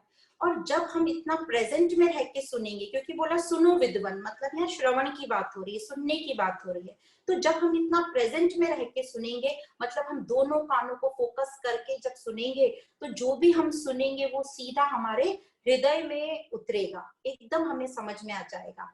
पर जब हम अनमने मन से सुनेंगे, प्रेजेंट में नहीं रहेंगे, हमारा ध्यान इधर उधर रहेगा, तो हम एक कान से सुनेंगे, आधा सुनेंगे, ज्यादा उस पर विचार भी नहीं करेंगे, तो इस प्रकार फिर वो हमारा श्रवण ठीक से नहीं हुआ। पर जब हम ठीक से सुनेंगे तो हमारे डाउट्स क्लियर होते जाएंगे, श्रवण करते करते रहेंगे तो हमारी गलत धारणाएं जो हैं वह मिटती जाएंगी कि यह जो परिवर्तनशील संसार है, यह जिसको मैंने अपना मान लिया था, जिसको अपना मानकर मैं बहुत दुखी सुखी हो रही थी, समझ जाएगा कि ये इस परिवर्तनशील संसार ने मुझे दुखी कर रखा है। तो जिस प्रकार हमें जब कोई चीज पसंद हो, बहुत ज्यादा पसंद हो और उसमें कोई कह दे कि जैसे समझो हमको लस्सी पसंद है, बहुत पसंद है, और किसी ने बड़े उससे लेकर आई कि ये लस्सी है आपके टेस्ट के हिसाब से बहुत ही टेस्टी है, पर वो धीरे से ये बोल दे कि इसमें थोड़ा सा बेगॉन स्प्रे गिर गया था गलती से, तो क्या हम वो लस्सी पिएंगे? हमें कितनी भी टेस्टी, कितना भी मन हो, हम उसकी तरफ देखेंगे भी नहीं, उसको सोचेंगे भी नहीं और बिल्कुल एक सेकंड में छोड़ देंगे, बिल्कुल सोचेंगे नहीं।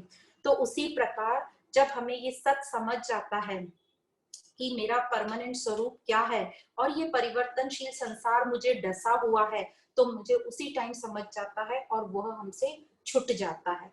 बहुत सारे ऐसे एग्जाम्पल्स हैं। जिस प्रकार हम किसी से दोस्ती करना चाहते हैं या कोई भी हमारे निकट आता है और हमें पता चल जाता है कि उसमें गलत आदतें हैं, वो चोरी डकैती करता है, तो क्या उससे हम संबंध बनाना चाहेंगे?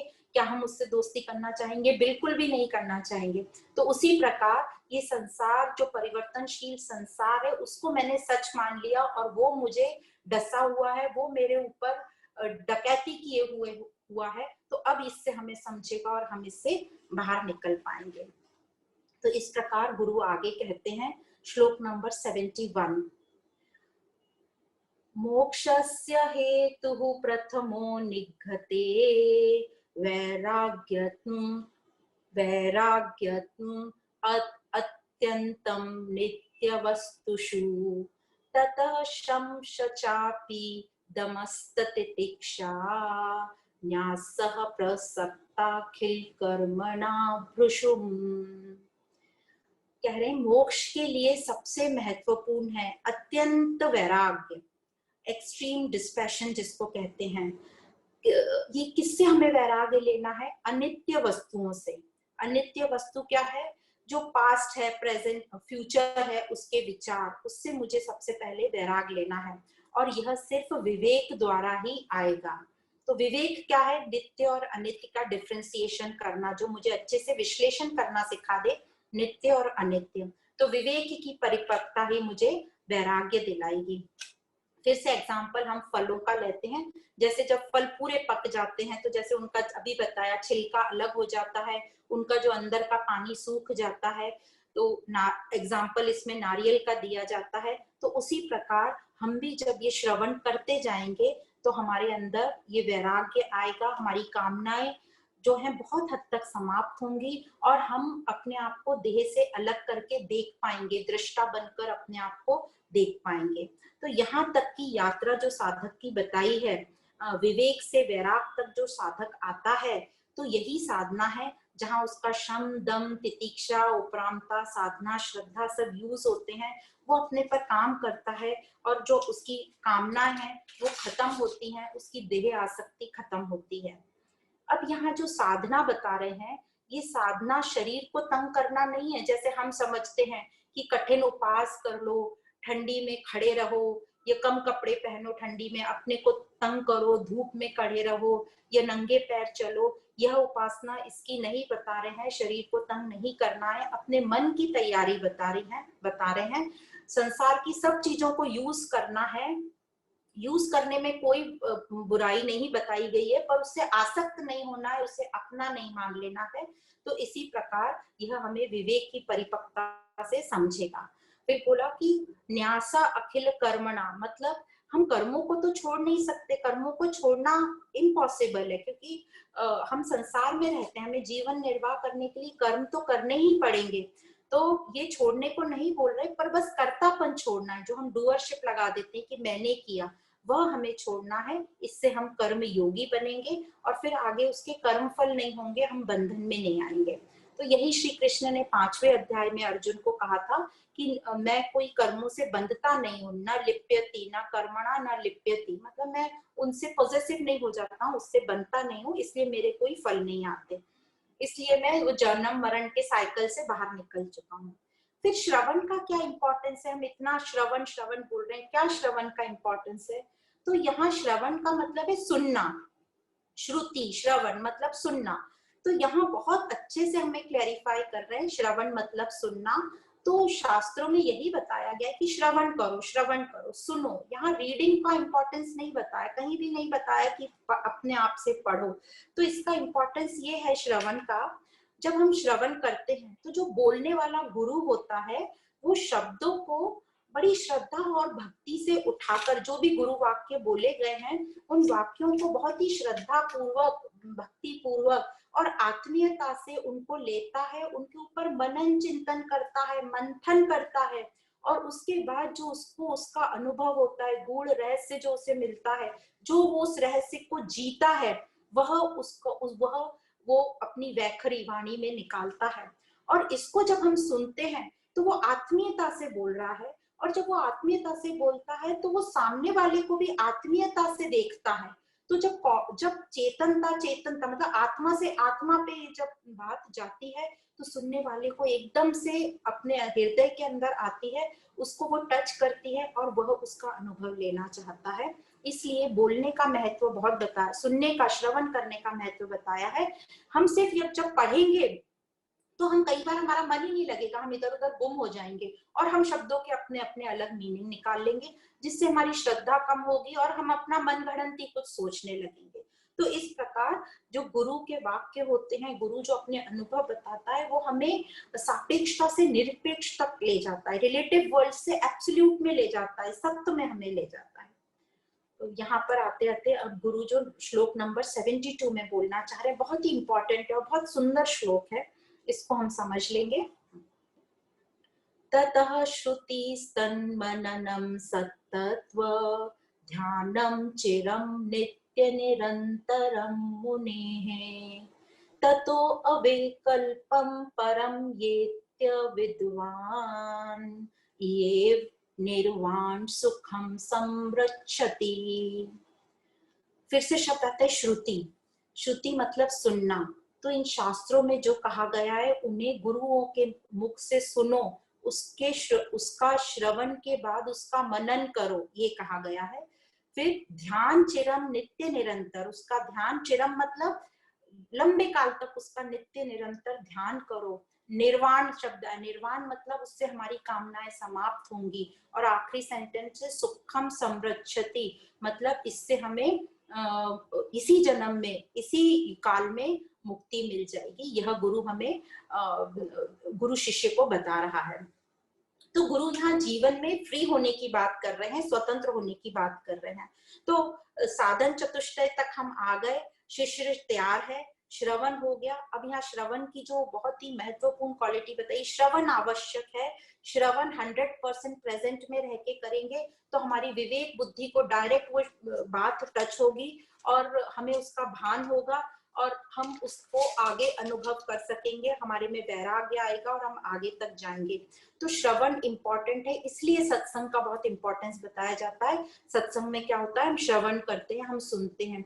इसी प्रकार जो आदि शंकराचार्य जी के भज गोविंदम में कहा जाता है, सत्संगत्वे निसंगत्वम, निसंगत्वे निर्मोहत्वम, निर्मोहत्वे निश्चल तत्वम, निश्चल तत्वे जीवन मुक्ति। मतलब सत्संग करेंगे तो हम गलत संगतों से, जो हमें गलत धारणाएं थी, उनसे हम छूट जाएंगे, निर्मोह हो जाएंगे, अटैचमेंट नहीं रहेगा, हम डिटैच रहेंगे पर लविंग रहेंगे। कई लोगों को लगता है डिटैच होके वो बिल्कुल रूखे सूखे हो जाते हैं, ऐसा नहीं रहता। और फिर हमारा मन इधर उधर नहीं चलेगा और हम जीवन मुक्त होंगे। भज गोविंदम, भज गोविंदम, गोविंदम भज मूढ़मते। तो इस प्रकार जो हमारा मन भटकता है उसको बता रहे, श्रवण करो, एकाग्र चित्ता लाओ, उसको फोकस में लाओ, शम दम और इन सब षट संपत्ति के दौरान। पर हमारा जो मन भटकता है, इतना भटकता है, और फिर हम रीजन देते हैं कि हम तो ग्रस्त हैं, हमारे तो 17 काम होते हैं, तो हो गई। यहाँ हम इतना बताना चाहते हैं कि हाँ, जिनके छोटे बच्चे होते हैं उनको हम थोड़ा सा इससे अलग रख सकते हैं कि उनके जब बच्चे थोड़े से बड़े हो जाएं तो फिर वो इन सब चीजों में पूरा 100% कंसंट्रेट कर सकते हैं। पर जो अभी हमारी अवस्था है उसके लिए हम ये एक्सक्यूज नहीं दे सकते कि हम तो ग्रस्त हैं, हमारे पास 1000 काम है। अब दिन में 1 घंटा तो हम अपने लिए निकाल सकते हैं, ये बहुत बड़ी बात नहीं है। तो यहाँ एग्जाम्पल देते राजा जनक का। राजा जो जनक थे, बोलते वो तो गृहस्थ थे और राजा भी थे, पर वो क्या थे, वो विदेह मुक्त थे, जीवन मुक्त थे। तो एक बार ये दृष्टांत सुन के, बड़ा अच्छा दृष्टांत है, ये सुनेंगे, ये श्लोक समझेंगे, फिर हम एंड करेंगे। तो राजा जनक जो थे सत्संग जाया करते थे। तो एक बार सत्संग जहां वो जाते थे, वो सत्संग शुरू होने वाला था, टाइम हो गया था। तो शिष्यों ने कहा कि गुरुजी शुरू करिए, टाइम हो गया। तो गुरुजी ने कहा कि नहीं, अभी राजा जनक नहीं आए हैं, इसलिए उनके लिए थोड़ी देर वेट करते हैं। तो शिष्यों के मन में खलबली उठने लगी कि वो राजा हैं इसलिए उनके लिए रुके हैं, हमारी तो कोई वैल्यू ही नहीं है गुरु को। तो गुरु तो बहुत होशियार थे और उनको समझ गया कि शिष्यों के मन में ये चल रहा है, तो कोई बात नहीं। कुछ देर में राजा जनक आ गए और सत्संग शुरू हो गया। अब सत्संग शुरू हो गया, बीच में गुरु के पास कोई आया और उन्होंने कान में कुछ कहा। जैसे ही उन्होंने कान में कुछ कहा तो गुरु ने सत्संग रोका और कहा कि राज्य दरबार में आग लग गई है। बस इतना कहा। जैसे ही इतना कहा तो जितने भी शिष्य थे, सन्यासी शिष्य, सब उठ के भागने लग गए कि अरे राज दरबार में हमारी धोती है, हमारा कमंडल है, हमारे कुछ कपड़े हैं, सब जल जाएंगे। सब इधर उधर अफरा तफरी मच गई। पर जो राजा जनक थे वो शांत बैठे रहे। तो गुरु ने पूछा, राजा आपके दरबार में आग लगी है, आपको जाना नहीं है, आप इतने शांत बैठे हैं। तो राजा जनक ने कहा कि गुरुदेव नहीं, मैं वहां जाकर क्या करूंगा, मेरा ये टाइम सत्संग का है, तो ये टाइम मैंने 100% यहीं के लिए रखा है और मेरे वहां कर्मचारी हैं, जिसको जो वहां पे ठीक लगेगा वो कर लेंगे, इसलिए मैं अभी यहाँ वहां नहीं जा रहा हूँ, मैं यहीं रहूंगा। तो बस इतना ये गुरु को बताना था कि जो राजा जनक थे कितने शांत, उनकी जो स्थिति थी कितनी ऊपर तक थी, स्थिति बिल्कुल तैयार स्थिति थी। तो वो ये सन्यासियों को यही बताना चाह रहे थे कि तुमसे ज्यादा ये राजा जनक की तैयारी है जीवन मुक्ति के लिए, वो ऑलरेडी जीवन मुक्त हैं। और तुम्हारा इतना पोजेशन है कि एक आग लगी बोला तो तुम लोग भागने लगे अपनी एक धोती के लिए, और ये राजा यहाँ से हिले ही नहीं। तो इस प्रकार 100% शांति से अपने जो भी श्रवण करना है और 100% आसक्ति रहित होकर, तो हमें 100 इयर्स नहीं जीना है, हमें 100% जीना है शांति से और आसक्ति रहित होके। फिर ये हो गया श्रवण, फिर आता है चिंतन मनन। तो इस तरह से गुरु ने उसको एग्जाम्पल से राजा जनक की स्थिति बताई और गुरु ने शिष्यों को कहा कि मैं एक राजा के लिए नहीं रुका हुआ था, मैं तो एक साधक के लिए रुका हुआ था। जो साधक पूरी तरह तैयार है ज्ञान लेने के लिए, मैं उसके लिए रुका हुआ था। तो इस प्रकार गुरु को भी एक अच्छे साधक की लालसा होती है कि एक अच्छा साधक हो। तो इस तरह श्रवण हुआ। फिर इस श्रवण का मनन चिंतन करेंगे, मतलब विचार करेंगे कि मैं कौन हूं, तो हमारे डाउट क्लियर होंगे। पर कौन से डाउट क्लियर होंगे कि मैं शरीर हूँ, या फिर हमें तो अभी तक यही पता था कि ये शरीर को ठीक रखना है, इसको हेल्दी रखना है, इसको फिट रखना है, और जो भी हमारे रिश्ते नाते हैं उनको सुख देना है, उनको हैप्पी रखना है, बाकी भगवान से प्रार्थना कर लेनी है, जो कुछ नहीं मिल रहा है या उसको धन्यवाद दे देना है। यही जीवन का उद्देश्य था हमारे लिए, हमें यही पता था कि जीवन का यही ध्येय है। पर शास्त्र और उपनिषद तो कह रहे हैं तुम देह नहीं हो, तुम तो आत्मा हो, ये जगत तो मिथ्या है और ये सब तो परिवर्तनशील है, इससे आसक्त ना होना, मैं ही ब्रह्म हूँ, तत्वमसि। तो यही जो वेदांत के वाक्य हैं, इन पर जब मनन चिंतन करेंगे तो हमारे सारे डाउट्स क्लियर होंगे, और फिर निर्वाण मतलब हमारी कामनाएं समाप्त होंगी और सत तत्व का ध्यान लगेगा, अपने स्वरूप का हमें अनुभव होगा। पर ये ध्यान कैसे लगेगा? क्योंकि जो हमारा जो मन है ये तो इतना विचलित, इतने विचार इधर उधर के होते हैं, कंटिन्यूअसली कुछ ना कुछ विचार चलते रहते हैं, और हम उन विचारों को सुनते हैं, खुद ही करते हैं, खुद ही सुनते हैं, और एक अजीब सी खिचड़ी पकती है हमारे दिमाग में, जिसका कोई भी सेंस नहीं होता, नॉनसेंस रहती है बाद में सोचो तो। एक बार हमने गेम भी खेला था, नॉनसेंस गेम। उस गेम में ऐसा था कि जो क्वेश्चन पूछा जाए उससे रिलेटेड नहीं, कुछ भी नॉनसेंस बोलना होता था। तो पता चला बहुत मुश्किल से वो नॉनसेंस बोला जाता है, आपसे जो पूछा जाता है आप वही बोल सकते हो।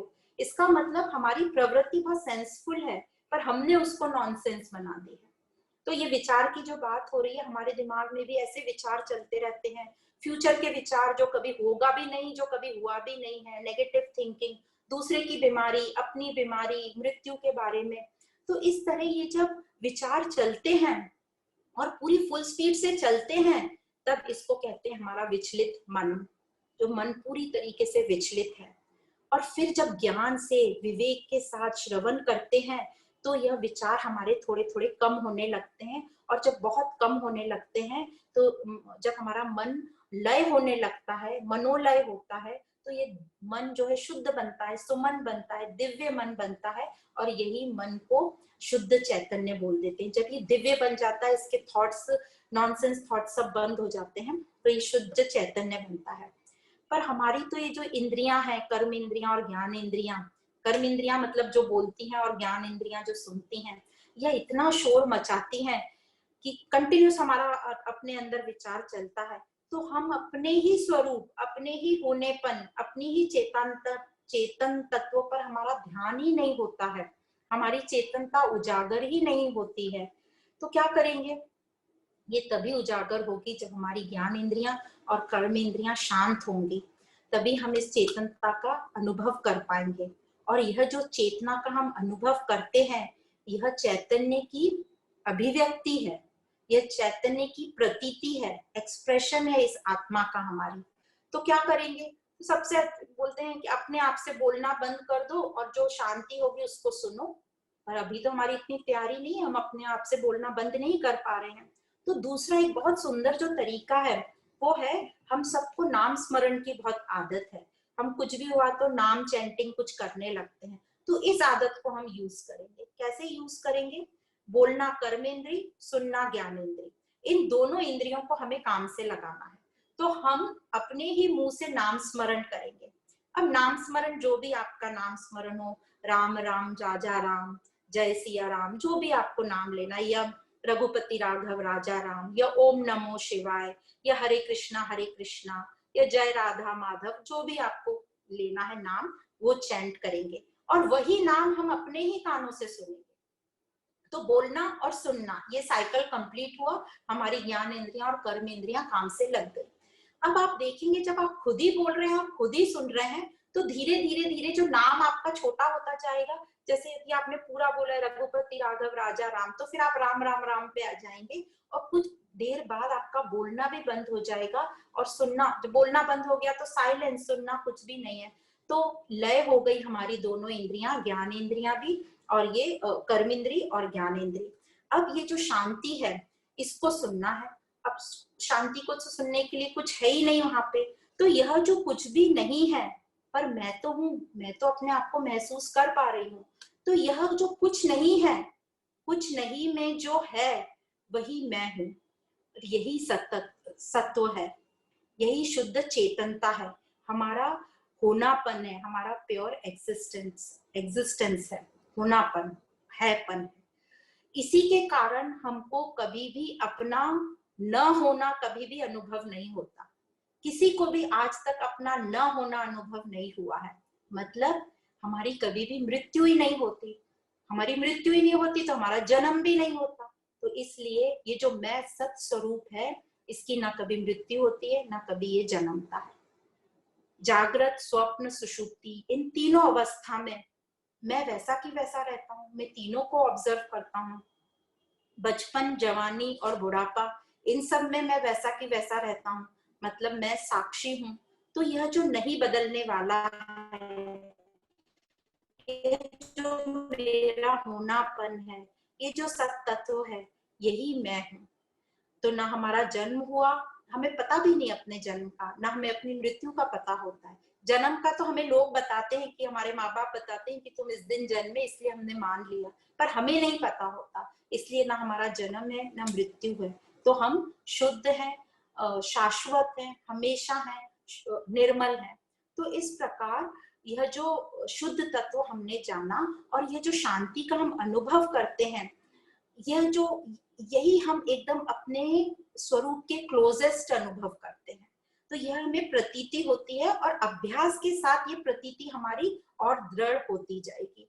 तो यह अनुभव होगा हमें श्रवण से, मनन से। तो कितने करीब है हम अपने स्वरूप के कितने करीब हैं, अपने होनेपन के कितने करीब हैं, ये श्रवण और मनन से हमें होता जाएगा। और इसी को कहते हैं ध्यान।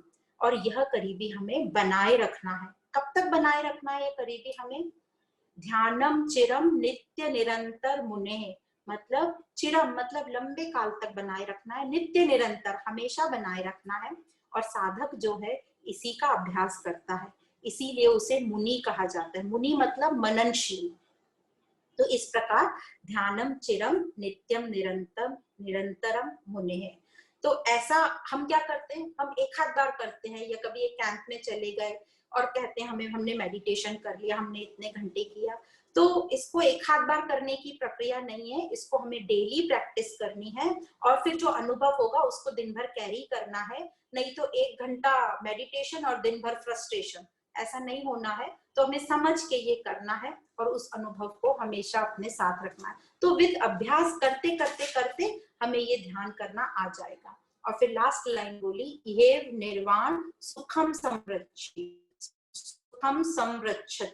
मतलब इस प्रकार अभी इसी जन्म में मुझे स्वतंत्रता प्राप्त हो जाएगी, मोक्ष प्राप्त हो जाएगा। किससे मोक्ष होगा प्राप्त? संसार के दुखों से। और ये ऐसा वेदांत वाक्य बोल रहे हैं और गुरु हमको बता रहे हैं। फिर क्या होगा मोक्ष के बाद?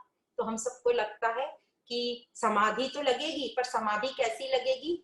हम जैसे बाबा जी बन जाएंगे, बहुत हमारी दाढ़ी और ये सब बाल लंबे हो जाएंगे, पेड़ पौधे हमारे ऊपर उग जाएंगे, कीड़े हमारे ऊपर बैठेंगे। नहीं नहीं, ऐसा नहीं होता है। ये जो समाधि है, इस समाधि को बोलते हैं तथा परम अविकल्प समाधि। मतलब इसमें कुछ भी व्यक्ति को कोई भी भेदभाव नहीं रहेगा, एकत्व का, समता का अनुभव होगा। यह व्यक्ति किसी को कुछ प्रूव करने की कोशिश नहीं करेगा, कुछ बनने की कोशिश नहीं करेगा, कुछ जस्टिफाई करने की कोशिश नहीं करेगा, पर हाँ अपने रोल बहुत बेहतरीन तरीके से निभाएगा, जो भी संसार में उसका रोल है। और वो नॉर्मल दिखेगा, एकदम हमारे और आपके जैसा नॉर्मल दिखेगा। तो ये डरना नहीं है कि वो बन के एकदम छोड़ देगा, कहीं भाग जाएगा ये घर संसार छोड़ के, ऐसा नहीं है। हमें जंगल नहीं जाना है मोक्ष प्राप्ति के लिए, हमें घर नहीं छोड़ना है। जो चीज जस्ट हमारी जरूरत की नहीं है उसे छोड़ना है, या उसके साथ आसक्ति नहीं रखनी है। सिर्फ हमारी गलत जो धारणाएं हैं, जिसके कारण जो सब प्रॉब्लम आ रही थी, उन गलत धारणाओं को सही करना है। और वह सिर्फ ज्ञान से ही पॉसिबल है, इसके अलावा और कोई रास्ता नहीं है। तो इस ज्ञान को श्रवण करना है और अपने चित्त में धारण करना है, अपने चित्त में बिठा लेना है। श्रवण कैसा करना है? 100% प्रेजेंट में रह के, दोनों कान से पूरी श्रद्धा और विश्वास के साथ सुनना है। तो यहाँ हम विराम देते हैं। आगे अब 7 प्रश्नों का उत्तर एक एक शुरू होगा, वो नेक्स्ट सेशन में लेंगे। आप सभी को बहुत बहुत धन्यवाद। ओम पूर्णमदः पूर्णमिदं पूर्णात् पूर्णमुदच्यते पूर्णस्य पूर्णमदाय पूर्णमेवावशिष्यते। ओम शांति शांति शांति।